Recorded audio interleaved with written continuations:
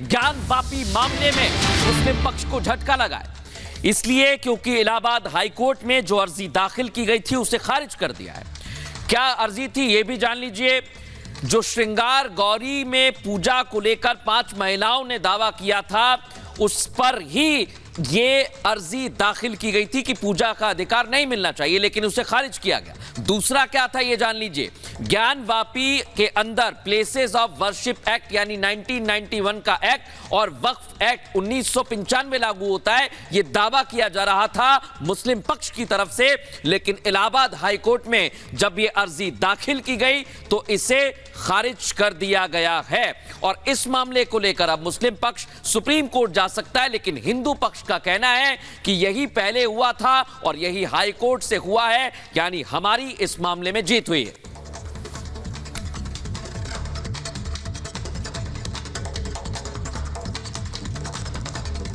बहुत ऐतिहासिक फैसला है, क्योंकि मुस्लिम पक्ष हमेशा ये क्लेम करता रहता था कि ये case places of worship act और वक्फ एक्ट से बाधित है। आज वाराणसी की सिविल कोर्ट ने 12 सितंबर को हमारे पक्ष में फैसला दिया था और सेम बात आज इलाहाबाद हाई कोर्ट ने भी honourable mister justice J Munir ने कही है, जिसमें उन्होंने होल्ड किया कि रिवीजन पिटीशन मेंटेनेबल नहीं है और अंजुमन इंतजाम फैसला तो हमारे पक्ष में आ गया। उनकी जो अपील उन्होंने किया था जो 7 रूल 11 पर कि ये वाद जो है पोषणी नहीं है, उसको माननीय उच्च न्यायालय ने अभी खारिज कर दिया।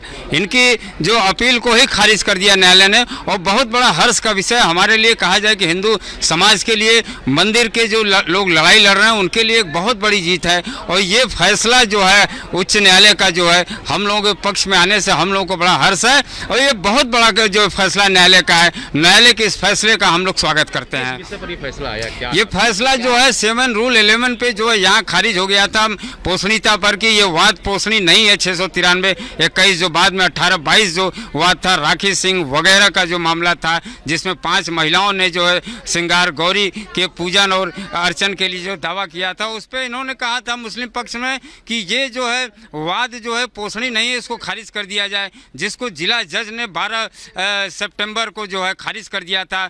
ये फिर अपील जो है इन्होंने हाई कोर्ट में किया और हाई कोर्ट ने अभी लंबी सुनवाई के बाद आज जो फैसला दिया है उसमें अंजुमन इंतजामिया मुस्लिम पक्ष के उस अपील को खारिज कर दिया कि जो है आप ये जो पोषणी नहीं है इसको जो उन्होंने खारिज कर दिया, डिसमिस कर दिया।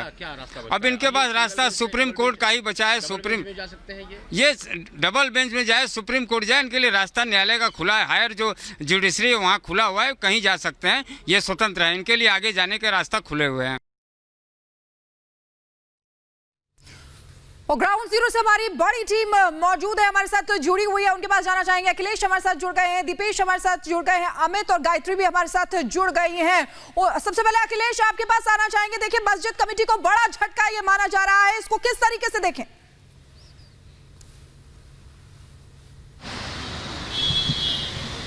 देखिए, वास्तव में एक बहुत बड़ा झटका है और हिंदू पक्ष की एक बड़ी जीत है, क्योंकि श्रृंगार गौरी की पूजा साल में सिर्फ 1 दिन करने की इजाज़त थी। और इस याचिका में कहा गया था कि जितनी भी याचिका करता थे उनका कहना था कि साफ तौर पे हमें हमारे भगवान को रोज पूजा करने का अधिकार है और हम इस अधिकार को पाना चाहते हैं। इस मामले पर सुनवाई के लिए निचली अदालत यानी बनारस की जिला कोर्ट ने भी कहा था कि ठीक है, ये याचिका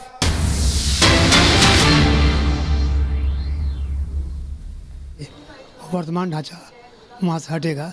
353 साल से हिंदू जनता संघर्ष कर रही है और चाहती है कि ढांचा हटे और भगवान भोलेनाथ प्रकट हो। और जो भगवान भोलेनाथ प्रकट हो गए हैं उनकी भी हम साइंटिफिक जांच होगी तो मालूम पड़ जाएगा कि वहाँ पर शिवलिंग है। और हमने पूरे परिसर की वैज्ञानिक जाँच के लिए प्रार्थना पत्र दिया है, तो उससे और भी साबित हो जाएगा कि पूरा परिसर हिंदुओं का है।